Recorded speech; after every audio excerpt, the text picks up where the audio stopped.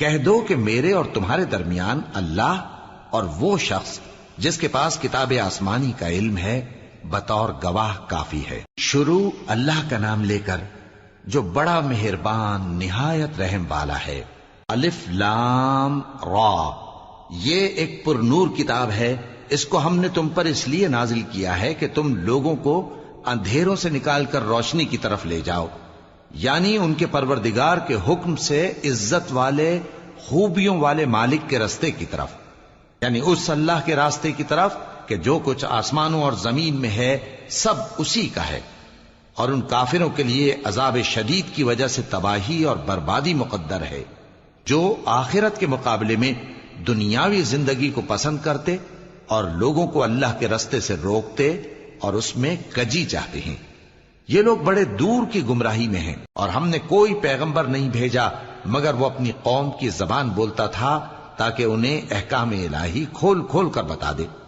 پھر اللہ جسے چاہتا ہے گمراہ رہنے دیتا ہے اور جسے چاہتا ہے ہدایت دیتا ہے، اور وہ غالب ہے، حکمت والا ہے۔ اور ہم نے موسیٰ کو اپنی نشانیاں دے کر بھیجا کہ اپنی قوم کو تاریکیوں سے نکال کر روشنی میں لے جاؤ اور ان کو اللہ کے دن یاد دلاؤ، اور اس میں ان لوگوں کے لیے جو صابر و شاکر ہیں نشانیاں ہیں۔ اور جب موسیٰ نے اپنی قوم سے کہا کہ اللہ نے جو تم پر مہربانیاں کی ہیں ان کو یاد کرو، جبکہ اس نے تم کو فرعون کی قوم سے رہائی بخشی، وہ لوگ تمہیں برے برے عذاب دیتے تھے اور تمہارے بیٹوں کو مار ڈالتے تھے اور تمہاری لڑکیوں کو زندہ رہنے دیتے تھے، اور اس میں تمہارے پروردگار کی طرف سے بڑی آزمائش تھی۔ اور جب تمہارے پروردگار نے تم کو آگاہ کیا کہ اگر شکر کرو گے تو میں تمہیں زیادہ دوں گا، اور اگر ناشکری کرو گے تو یاد رکھو کہ میرا عذاب بھی سخت ہے۔ اور موسیٰ نے صاف صاف کہہ دیا کہ اگر تم اور جتنے اور لوگ زمین میں ہیں سب کے سب ناشکری کرو تو بھی اللہ بے نیاز ہے، قابل تعریف ہے۔ بھلا تم کو ان لوگوں کے حالات کی خبر نہیں پہنچی جو تم سے پہلے تھے، یعنی نوح اور عاد اور سمود کی قوم اور جو ان کے بعد تھے، جن کا علم اللہ کے سوا کسی کو نہیں۔ جب ان کے پاس ان کے پیغمبر نشانیاں لے کر آئے تو انہوں نے اپنے ہاتھ ان کے منہوں پر رکھ دیے کہ خاموش رہو، اور کہنے لگے کہ ہم تو تمہاری رسالت کو تسلیم نہیں کرتے، اور جس چیز کی طرف تم ہمیں بلاتے ہو ہم کو اس میں بھاری شک ہے۔ ان کے پیغمبروں نے کہا، کیا تم کو اللہ کے بارے میں شک ہے جو آسمانوں اور زمین کا پیدا کرنے والا ہے؟ وہ تمہیں اس لیے بلاتا ہے کہ تمہارے گناہ بخشے اور ایک مدت مقرر تک تم کو مہلت دے۔ وہ بولے کہ تم تو ہمارے ہی جیسے آدمی ہو، تمہارا یہ منشا ہے کہ جن چیزوں کو ہمارے بڑے پوجتے رہے ہیں ان کے پوجنے سے تم ہمیں روک دو، تو اچھا کوئی کھلی دلیل لاؤ، یعنی معجزہ دکھاؤ۔ پیغمبروں نے ان سے کہا کہ ہاں ہم تمہارے ہی جیسے آدمی ہیں، لیکن اللہ اپنے بندوں میں سے جس پر چاہتا ہے نبوت کا احسان کرتا ہے، اور ہمارے اختیار کی بات نہیں کہ ہم اللہ کے حکم کے بغیر تم کو تمہاری فرمائش کے مطابق معجزہ دکھائیں، اور اللہ ہی پر مومنوں کو تو بھروسہ رکھنا چاہیے۔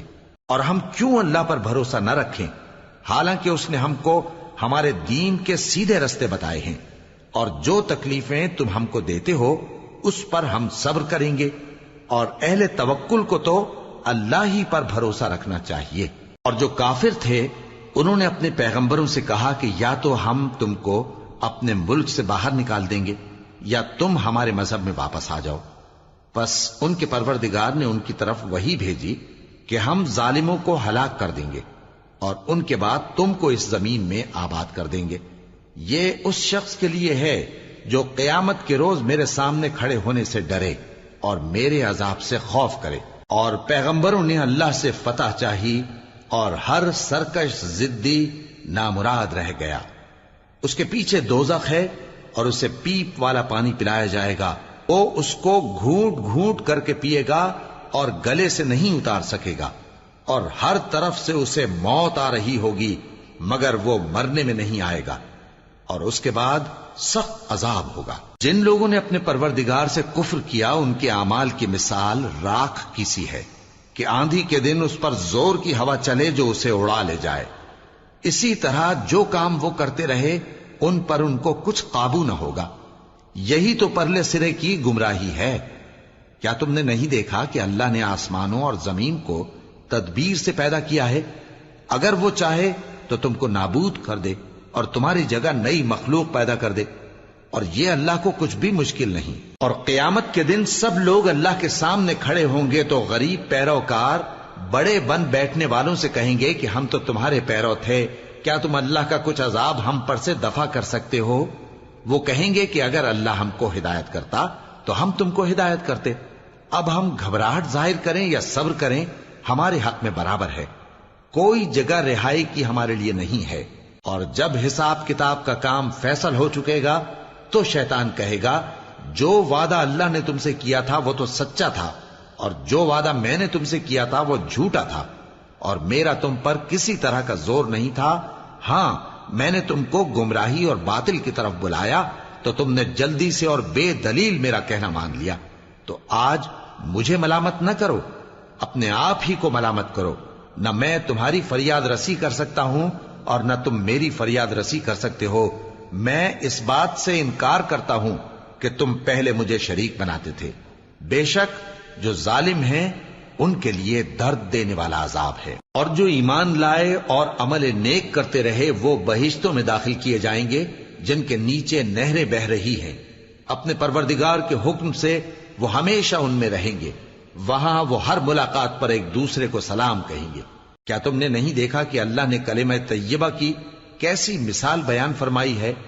وہ ایسی ہے جیسے پاکیزہ درخت جس کی جڑ مضبوط ہو اور شاخیں آسمان میں پھیلی ہوں، وہ اپنے پروردگار کے حکم سے ہر موقع پر پھل لاتا ہو۔ اور اللہ لوگوں کے لیے مثالیں بیان فرماتا ہے تاکہ وہ نصیحت حاصل کریں۔ اور ناپاک بات یعنی غلط عقیدے کی مثال ناپاک درخت کی سی ہے کہ وہ زمین کے اوپر ہی سے اکھیڑ کر پھینک دیا جائے، اس کو ذرا بھی قرار و ثبات نہیں۔ اللہ مومنوں کے دلوں کو صحیح اور پکی بات سے دنیا کی زندگی میں بھی مضبوط رکھتا ہے اور آخرت میں بھی رکھے گا۔ اور اللہ بے انصافوں کو گمراہ کر دیتا ہے، اور اللہ جو چاہتا ہے کرتا ہے۔ کیا تم نے ان لوگوں کو نہیں دیکھا جنہوں نے اللہ کے احسان کو ناشکری سے بدل دیا اور اپنی قوم کو تباہی کے گھر میں لا اتارا، یعنی دوزخ میں، کہ سب ناشکرے اس میں داخل ہوں گے اور وہ برا ٹھکانہ ہے۔ اور ان لوگوں نے اللہ کے شریک مقرر کیے کہ لوگوں کو اس کے رستے سے گمراہ کریں۔ کہہ دو کہ چند روز فائدے اٹھا لو، آخر کار تم کو دوزخ کی طرف لوٹ کر جانا ہے۔ اے پیغمبر، میرے مومن بندوں سے کہہ دو کہ نماز پڑھا کریں، اور اس دن کے آنے سے پیشتر جس میں نہ اعمال کا سودا ہوگا اور نہ دوستی کام آئے گی، ہمارے دیے ہوئے مال میں سے پوشیدہ اور علانیہ خرچ کرتے رہیں۔ اللہ ہی تو ہے جس نے آسمانوں اور زمین کو پیدا کیا اور آسمان سے مے برسایا، پھر اس سے تمہارے کھانے کے لیے پھل پیدا کیے اور کشتیوں اور جہازوں کو تمہارے زیر فرمان کیا تاکہ وہ سمندر میں اس کے حکم سے چلیں، اور نہروں کو بھی تمہارے زیر فرمان کیا، اور سورج اور چاند کو تمہارے لیے کام میں لگا دیا کہ دونوں دن رات ایک ڈگر پر چل رہے ہیں، اور رات اور دن کو بھی تمہاری خاطر کام میں لگا دیا، اور جو کچھ تم نے مانگا سب میں سے تم کو عنایت کیا۔ اور اگر اللہ کے احسان گننے لگو تو شمار نہ کر سکو، مگر لوگ نعمتوں کا شکر نہیں کرتے۔ کچھ شک نہیں کہ انسان بڑا بے انصاف ہے، ناشکرا ہے۔ اور جب ابراہیم نے دعا کی کہ اے میرے پروردگار، اس شہر کو لوگوں کے لیے امن کی جگہ بنا دے، اور مجھے اور میری اولاد کو اس بات سے کہ بتوں کی پرستش کرنے لگیں بچائے رکھیو۔ اے پروردگار، انہوں نے بہت سے لوگوں کو گمراہ کیا ہے، سو جس شخص نے میرا کہا مانا وہ میرا ہے، اور جس نے میری نافرمانی کی تو تو بخشنے والا ہے، مہربان ہے۔ اے پروردگار، میں نے اپنی اولاد ایک وادی میں جہاں کھیتی نہیں، تیرے عزت و ادب والے گھر کے پاس لا بسائی ہے۔ اے پروردگار، تاکہ یہ نماز پڑھیں، سو تو لوگوں کے دلوں کو ایسا کر دے کہ ان کی طرف جھکے رہیں، اور ان کو میووں سے روزی دیتے رہنا تاکہ تیرا شکر کریں۔ اے پروردگار، جو بات ہم چھپاتے اور جو ظاہر کرتے ہیں تو سب جانتا ہے، اور اللہ سے کوئی چیز مخفی نہیں، نہ زمین میں نہ آسمان میں۔ اللہ کا شکر ہے جس نے مجھ کو بڑی عمر میں اسماعیل اور اسحاق بخشے، بے شک میرا پروردگار دعا سننے والا ہے۔ اے پروردگار، مجھ کو ایسی توفیق عنایت کر کہ نماز پڑھتا رہوں اور میری اولاد کو بھی یہ توفیق بخش۔ اے پروردگار میری دعا قبول فرما۔ اے پروردگار حساب کتاب کے دن میری اور میرے ماں باپ کی اور مومنوں کی مغفرت کیجو۔ اور مومنوں یہ نہ سمجھنا کہ یہ ظالم جو کام کر رہے ہیں اللہ ان سے بے خبر ہے۔